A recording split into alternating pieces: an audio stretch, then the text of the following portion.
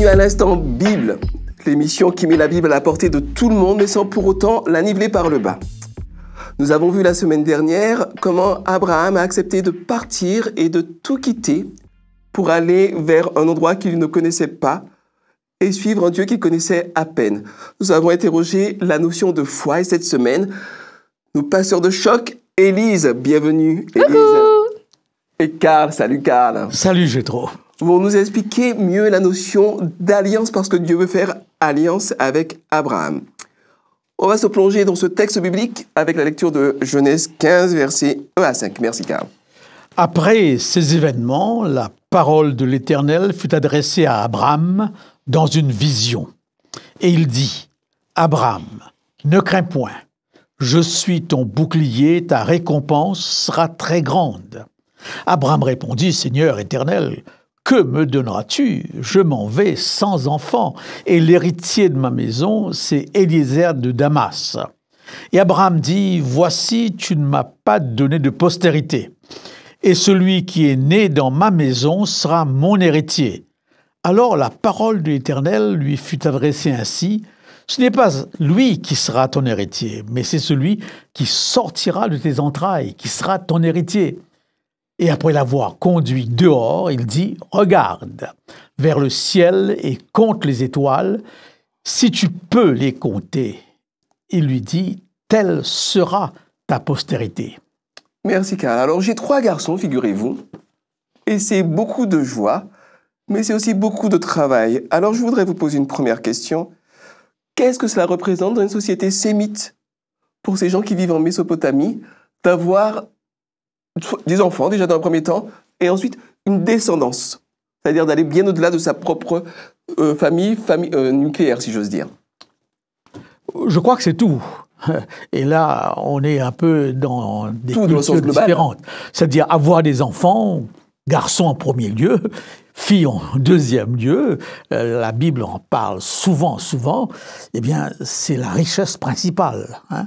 Je lisais le texte tout à l'heure et je me suis demandé si on me disait « je te donnerai une récompense », je ne sais pas si je penserais automatiquement à une postérité, à des enfants. Je penserais à des voyages, à un héritage en biens matériels, etc. Donc là, nous sommes devant une culture où, sans enfants, on n'existe plus. Eh bien, on le verra peut-être un peu plus tard. Quel est le sens de cela, voyez-vous? Donc, cette réaction d'Abraham, eh bien oui, j'ai qu'un serviteur comme héritier. Qu'est-ce que tu vas me donner de plus? Parce qu'il n'y a rien de plus cher qu'une postérité qui sort de ses entrailles. Absolument. Et toi, Élise, dans ce contexte, je ne sais pas, par exemple occidental, dans lequel on fait de moins en moins d'enfants, où on hésite à en faire, qu'est-ce que tu vois comme contraste entre cette société et la nôtre? Je pense qu'on a tous très profondément ancré en nous le besoin, le désir de laisser une trace après qu'on soit plus là. La mort, ça fait peur à beaucoup de gens. En tout cas, ça pose plein d'interrogations.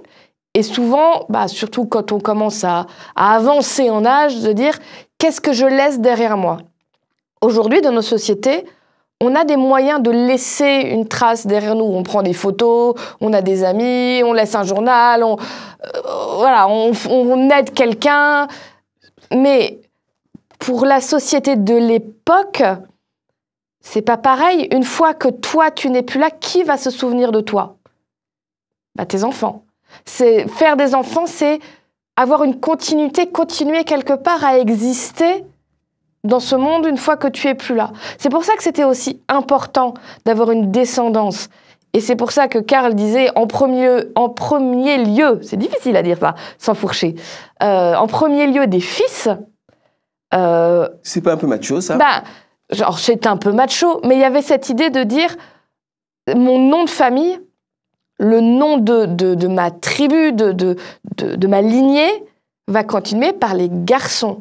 Il y avait cette idée que les filles, même si on les aime aussi, j'espère en tout cas, quand elles se marient, elles partent dans la famille de l'autre. Elles appartiennent à la famille de l'autre. D'où l'importance d'avoir des garçons pour continuer la lignée de sa famille et que l'héritage qu'on donne, c'est la force de la génération suivante. Donc oui, c'était extrêmement important et puis c'était des sociétés basées très fortement sur la famille plus que sur l'individu. C'est pour ça que quand Dieu s'adresse à Abraham, s'adresse à lui, mais ça concerne toute sa maison, y compris les serviteurs et tout. On fait partie d'un bloc famille. Donc pour que ce bloc continue à exister, il faut faire des enfants. Mais alors, ah oui, je voudrais ajouter quelque chose parce que ça m'avait frappé en Afrique. Parfois, on s'est posé la question pourquoi les Africains ont autant d'enfants, etc. On a trouvé toutes sortes de raisons qui n'ont aucun sens. La raison principale, d'après ce que j'ai pu lire en philosophie africaine, ce qui m'avait intéressé pendant mes 8 ans que j'étais en Afrique, c'est que tant qu'il y a quelqu'un qui se souvient de toi, tu n'es pas mort. Tu meurs le jour où il n'y a plus personne. Alors, la postérité, ça compte. Par rapport à, c'est pas tellement la vision sémitique par rapport à la mort, mais la vision africaine, mais ça rejoint un peu ce qui a été dit. Tout à fait. Que notre existence est liée au souvenir. Le souvenir, c'est quelque chose de très, très fort. Nous, c'est les photos, et bien, les vidéos, mais dans ces sociétés, c'était les enfants qui gardent le nom, qui poursuit. Cette idée est fondamentale. Quelque part, c'est une forme d'immortalité, quoi. Voilà, donc il y a quelqu'un qui pense à moi, qui peut penser à moi, mort. Je ne suis pas mort. Bon. Et dans les faits, d'après la philosophie africaine, lorsqu'il n'y a plus personne, à ce moment, j'entre dans le monde des esprits. Ouais. Donc, pour montrer jusqu'à quel point, eh bien, cette question de descendance, c'est prégnant. C'est prégnant. Et je me permets un tout petit détour, parce que ici, on est à l'instant Bible, on parle de la Bible. Cette idée-là, pas forcément que quand plus personne ne se souvient de nous, on rentre dans le monde des esprits, mais cette idée de dire, il y a encore quelque chose de nous qui est là tant que quelqu'un se souvient de nous. Ça explique pourquoi dans la Bible, c'est marqué que Dieu garde le souvenir de ceux qui sont morts jusqu'au temps de la résurrection. C'est pour vraiment qu'on puisse, surtout pour des gens de cette époque, pour qui, tant que quelqu'un se souvient de toi, tu es encore quelque part là, de se dire, Dieu qui, lui, est immortel, garde le souvenir de toi jusqu'au moment où tu vas à nouveau être en vie par la résurrection. Donc, t'es pas perdu, t'es pas disparu, parce que les enfants se souviennent de toi, les petits-enfants te parlent encore du grand-père. Les arrière-petits-enfants, bon, mais tu fais encore 2-3 générations, t'as beau avoir eu une descendance, on t'a oublié.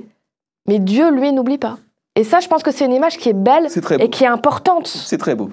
Par contre, il y a quelque chose qui me contrarie un petit peu, c'est cette asymétrie entre les hommes et les femmes. Alors, la question que je voudrais vous poser, j'essaie de me mettre un petit peu à la place de quelqu'un qui n'est pas habitué à la Bible. Est-ce que Dieu est un Dieu macho qui va favoriser les hommes au détriment des femmes? Parce que ce sont quand même des sociétés très patriarcales, hein. Oui. Qu'est-ce que vous en dites? Non, c'est juste patriarcal. C'est tout à fait normal que le langage utilisé et même la façon dont Dieu envisage les choses tient compte de cette culture.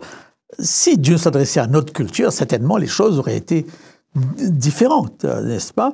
Eh bien donc, mais quand on lit le texte dans son ensemble, eh bien on ne peut pas dire que Dieu est misogyne, que Dieu est macho. Il s'identifie assez souvent au sentiment féminin, n'est-ce pas? Et dans la généalogie de Jésus-Christ, nous avons une présence de femmes assez importante. On ne le souligne pas assez. Peut-être aujourd'hui davantage. Nous avons plusieurs théologiennes, eh bien, qui accordent beaucoup d'importance, même du côté islamique et autres, à cette dimension des choses parce que c'est sensible dans notre société, n'est-ce pas? Il y a un très bon livre que les gens peuvent lire là-dessus, qui est de Valérie Duval-Poujol, qui a écrit, si je me rappelle bien, le titre du livre, c'est « La Bible est-elle misogyne ?» Et elle développe vraiment ça en appuyant le fait que, en effet, on parle moins des femmes dans la Bible, mais quand on en parle, c'est à contre-courant de ce qui se faisait normalement à l'époque, et on voit que Dieu, là je vais juste prendre, je suis pas sûre qu'elle en parle dans le livre, mais je vais juste prendre, puisqu'on est avec Abraham, si Dieu est un Dieu misogyne, il serait pas allé parler à Sarah. Or, il est allé parler à Sarah. Pas en premier, c'est vrai que d'abord il a parlé à Abraham, mais quand Sarah ne comprend pas et réagit en disant « mais c'est pas possible », Dieu n'est pas passé à côté d'elle comme si elle ne valait rien. Il s'adresse directement à elle en lui disant « tu verras ». Tu l'auras, cet enfant. Il faut faire la différence entre les plans que Dieu avait, qu'on retrouve dans la Genèse, où il met l'homme et la femme différents, mais tous les deux représentant l'humanité et tous les deux étant à son image. Et sur un plan d'égalité? Et sur un plan, en tout cas, de vis-à-vis. Parce que dans l'idée d'égalité, il y a comme si tout était pareil, ce qui n'est pas le cas. C'est pas C'est pas l'équivalence. Mais en tout cas, c'est des Égalité vis-à-vis. de valeur. Voilà, c'est ça. Et après, il y a Dieu qui compose avec la réalité des humains où, malheureusement, à un moment, les humains mâles, hommes, parce qu'ils ont plus de force, parce que parfois, peut-être dans leur caractère, ils sont plus assertifs, ils sont plus dans la compétition, dans la démonstration de force, ont pris une domination sur les femmes. Et si Dieu était arrivé directement en disant « je m'adresse à tout le monde », je ne suis pas sûre qu'Abraham et les autres auraient pu l'entendre. Donc Dieu, il va par petits pas pour leur remontrer que non, ça ne marche pas comme ça. Et c'est pour ça qu'on voit que dans le Nouveau Testament, Jésus, lui, parle aux femmes. Il a des disciples femmes. Il s'est révélé quand il a ressuscité. Les premiers qui l'ont vu, c'est des femmes. Mais donc Dieu, il s'adapte, j'ai envie de dire, à ce qu'on est capable d'accepter et de comprendre. Alors c'est très intéressant. Oui, donc je voulais dire que quand on jette on a une vision globale de la Bible, on se rend compte que la Bible est très en avance, même par rapport à nos sociétés, n'est-ce pas? On a des femmes apôtres, des femmes rois, des femmes juges, une femme générale, n'est-ce pas, d'armée, donc Déborah, et dans le Nouveau Testament, femme disciple, femme chef d'église, dans l'administration. Ce qui n'est pas encore le cas partout aujourd'hui. Et très très souvent, dans ces pays qu'on accuse d'être très patriarcal, on se rend compte qu'ils sont à ce niveau très en avance. Israël a eu sa femme Premier ministre, et bien l'Inde, le Pakistan, le Bangladesh, n'est-ce pas? Bref, et je crois que ça, c'est très important de le souligner. Et, ensuite, comme ça a été dit, Dieu doit s'adapter. J'avais une amie en Afrique qui ne pouvait pas supporter une Allemande, eh bien, qu'il fallait à tout prix. Elle était infirmière et elle faisait du travail magnifique dans les villages, mais elle était obligée, avant d'entrer dans un village, de passer par le chef du village. Un homme sans éducation parfois, analphabète même, mais c'était la seule façon. Et parfois elle me dit, ça m'énerve. Je dis, mais tu as le choix.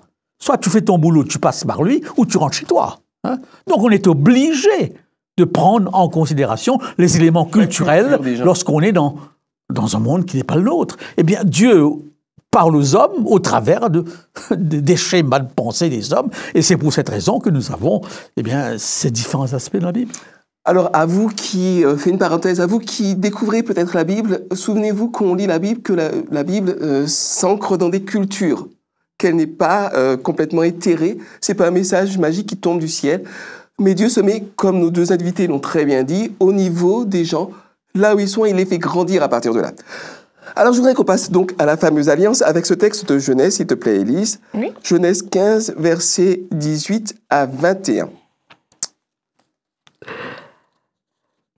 En ce jour-là, le Seigneur conclut une alliance avec Abraham en disant « Je donne ce pays à ta descendance, depuis le fleuve d'Égypte jusqu'au grand fleuve l'Euphrate, le pays des Caïnites, des Kénizites, des Cadmonites. » Pas facile à dire celui-là. Non, je bug à chaque fois. Des Hittites, des Périzites, des Réphaïtes, des Amorites, des Cananéens, des Guirachites et des Jébusites. Wow. Si on veut travailler à la mémoire, on l'apprend par cœur et on le redit 3 fois. Ça, on devrait recommander ça aux orthophonistes. Exactement. Alors, qu'est-ce que c'est qu'une alliance? Parce que Dieu veut faire alliance avec Abraham, d'après ce texte. Qu'est-ce que c'est qu'une alliance? Qu'est-ce qui structure une alliance? Quelles sont les clauses? Quelles sont les conséquences? Les promesses? Enfin, voilà. Est-ce que vous pouvez expliquer un petit peu à nos amis qui nous suivent? Je pense que le mot ne pose pas le problème. Nous sommes dans un monde où on parle d'alliance constamment. Politique, économique, internationale. Finalement, l'alliance la plus habituelle, c'est connu, c'est l'alliance entre un homme et une femme au moment du mariage.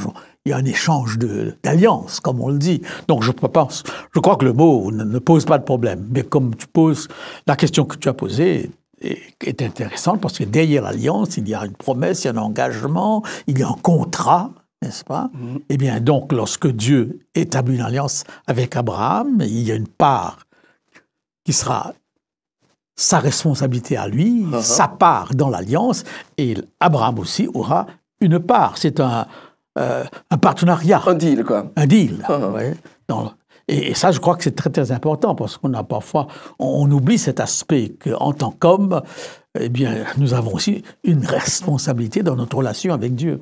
Tout à fait. Élise, est-ce que tu veux ajouter quelque chose à ce sujet-là? Ce qui est intéressant dans cette alliance, en particulier dans l'alliance que propose Dieu, c'est que, de façon normale, humainement, je ne sais pas moi, si j'ai une société et que je fais alliance avec une autre société, on va discuter et le but, c'est que chacun de nos intérêts et devoirs respectifs soit à peu près équivalent pour que tout le monde y trouve son compte. Il faut une espèce d'équité dans l'alliance. Sinon, c'est une alliance boiteuse. Gagnant-gagnant, quoi. Voilà, c'est quelque chose qui ne va pas durer très longtemps. Pourtant, dans l'alliance que Dieu propose, il y a vraiment un déséquilibre entre les engagements de l'un et de l'autre. Et celui qui doit beaucoup plus s'engager et qui y gagne le moins, c'est Dieu. C'est-à-dire que Abraham, alors il y a un certain nombre de choses. Il y a, tu vas circoncire tes enfants, tu vas faire un signe qu'on a une alliance, tu vas me respecter en tant que Dieu. Ok. Et l'engagement de Dieu, c'est je te donnerai une descendance importante, je te donnerai un pays, je serai avec toi, je te protégerai, je te bénirai, tu seras une bénédiction non seulement pour toi, mais pour tous ceux qui sont autour de toi. Tu le sens quand même, le petit décalage entre les deux. Et en plus, normalement, quand il y a une alliance, les deux sont garants de l'alliance. C'est-à-dire que l'alliance tient jusqu'à ce qu'il y en ait un des deux qui fasse quelque chose de contraire, et dans ce cas-là, le contraire est rompu. Dans l'alliance avec Dieu, le garant de l'alliance, c'est Dieu. Donc même si l'être humain, si Abraham là se plante, et on peut dire que si on continue l'histoire, il va se planter quelquefois, normalement, ça devrait dire, voilà, il y avait alliance, t'as pas respecté Abraham, tant pis pour toi, on sépare. Dieu fait, non, le garant de l'alliance, c'est moi. Tant que je tiens mes engagements et que tu veux rester dans l'alliance, je continue pour toi et pour ta descendance cette alliance. Tout à fait. Alors, ça me permet de vous poser une question supplémentaire, qui sera peut-être la dernière, vu que le temps a bien avancé. Pourquoi donc est-ce que Dieu veut faire alliance avec Abraham? Et, d'une manière plus générale, pourquoi est-ce que Dieu veut faire alliance avec l'humanité? Quel est l'intérêt qu'il y trouve? Je pense qu'il ne faudrait pas parler en termes d'intérêt, mais tout simplement en termes de relation père-fils, père-fille. Et je crois personnellement, la grandeur de la Bible, c'est cette révélation de Dieu qui ne correspond pas du tout à toutes les images qu'on a de Dieu dans les religions païennes et autres. Le Dieu biblique est un Dieu père, il n'y a rien de plus normal. De très proche. Il n'y a rien de plus normal pour qu'un père ait avec ses enfants un lien appelé ici alliance, qui est tout simplement un lien père-fils, tu vois, ou père-fille, tu vois. Et c'est pourquoi lorsque le Christ dit, n'appelez pas Dieu grand Manitou, grand ceci, grand cela, appelez-le tout simplement Père. Hein. C'est une prière de partenariat, une prière d'alliance. Et voilà, je crois, la raison fondamentale, le Dieu de la Bible vient vers l'homme, il fait irruption dans la vie de l'homme en tant que père. Non pas en tant que potentat. Non. Je vais amener un autre angle qui n'enlève rien à ce que Karl a dit, parce que je suis tout à fait d'accord. Je pense que Dieu n'a absolument pas besoin de mettre les termes d'une alliance. Ça ne lui apporte rien. Parce qu'en effet, il pourrait simplement venir et dire « Je suis ton père, je suis ton créateur, tu es ma créature, tu es mon fils, tu es ma fille, je t'aime, on a une relation. » Mais il pose des termes d'une alliance. Je crois que c'est uniquement pour le bien-être de l'être humain. Parce qu'en tant qu'être humain, en plus, on est tellement habitué au mal et au péché et à ce que les gens ne puissent pas avoir confiance en eux, que Dieu prend la peine de cadrer les choses en disant « Sois rassuré, regarde, je pose les conditions, je pose des choses et tu peux être sûr que ce que je dis, je vais le respecter. Donc comme ça, tu es tranquille. J'espère que tu vas aller plus loin que ça et qu'on va être dans une relation d'amour père-enfant. Mais pour que tu me découvres, pour faire les premiers pas, on va commencer à partir par une alliance. Comme ça, tu peux dormir tranquille la nuit. Tu sais où on va, comment je suis et à quoi je m'engage. Donc Dieu le fait uniquement pour notre bien-être à nous. Alors Élise, alors Karl, vous êtes pasteurs tous les deux, donc j'imagine que vous avez fait une alliance avec Dieu, que vous avez quelque part un deal avec Dieu. Est-ce que vous pouvez, en disant 1, 2 ou 3 mots-clés, nous dire ce que cette alliance vous a apporté dans votre vie? Des mots-clés seulement. 1, 2 ou 3. Élise. Je vous prends à froid. N'est-ce pas? Non, mais on va trouver. Alors déjà, c'est sûr, confiance, soutien et amour. Je pense qu'à ces trois-là, j'ai fait le tour de ce que ça m'apporte. À toi, d'accord, très bien. Et toi, Karl? Donc un peu dans le même sens, surtout le concept de présence qui me permet de dialoguer avec, et donc cette constance dans ma vie personnelle, même si tout n'est pas toujours clair dans cette relation, eh bien, je me lève avec lui, je m'endors avec lui, et je me vois constamment durant la journée dialoguant avec lui. Et c'est pour moi ce sentiment qu'il est à côté. Et si vous deviez dire le mot de la fin à nos auditeurs qui se demandent comment faire une alliance avec Dieu, qui hésitent un petit peu, qui se tâtent, est-ce que vous avez un encouragement à leur transmettre? C'est pas si simple, n'est-ce pas? Dans quelle mesure on est prédisposé, on est à l'écoute, parce qu'il y a là un arrière-plan, n'est-ce pas? Et bon, tentez l'expérience, dirais-je à quelqu'un, laissez-vous, ouvrez votre cœur, dites-lui tout simplement, viens vers moi, montre-moi qui tu es, adresse, et on verra bien. Parler à Dieu, ok, super. Et toi, Élise? Je dirais que faire alliance avec Dieu, c'est comme avec certains engagements qu'on prend, il y a le droit de rétractation. C'est pas parce que tu fais un pas vers Dieu que tu es coincé à vie. Fais le pas, mais Dieu, pas à l'épreuve, j'aime pas ce terme, mais regarde comment Dieu agit avec toi. Et si tu as envie de continuer avec lui, et je suis sûre que tu auras envie parce qu'il n'y a pas mieux que Dieu, mais voilà, ose faire ce premier pas, c'est pas un pas que tu vas regretter. Voilà, c'était le mot de la fin. Merci de nous avoir suivis. À bientôt dans l'Instant Bible.